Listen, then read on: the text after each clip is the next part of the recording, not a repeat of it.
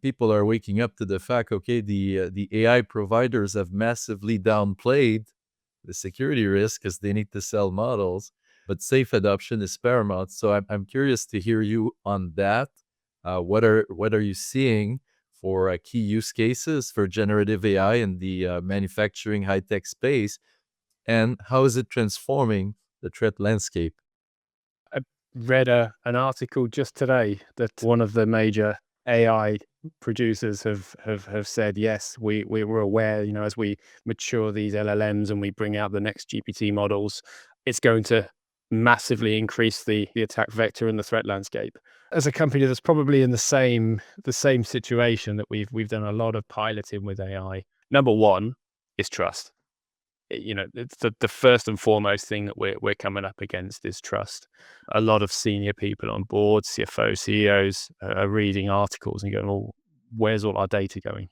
And I don't think anyone out there, any of the big AI providers, really have that trust because of the levels of access that most of the AIs need to be, really useful and provide that data feedback real time.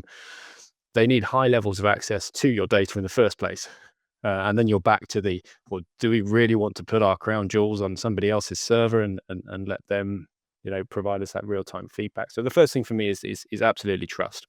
From a manufacturing space, it is transforming the way that we operate in terms of our ability to consume the data that comes back off the shop floor. There's a lot of software out there historically that would take all these data points, put it into, nice graphs, pretty dashboards, that sort of stuff. AI it's revolutionizing that because it's taking all of those data points and hundreds of millions of data points from other information and sources, and it's able to provide you real-time feedback. So you're getting much cleaner data back. Obviously, I say to people, when we're using AI, when I train at work or speak to people at work, you treat it like an executive assistant, give it clear instructions, and you trust it like an intern. You double check everything, you make sure everything's, double checked before you use that data. So, and that comes back again to my first point is trust. We just don't quite trust AI just yet.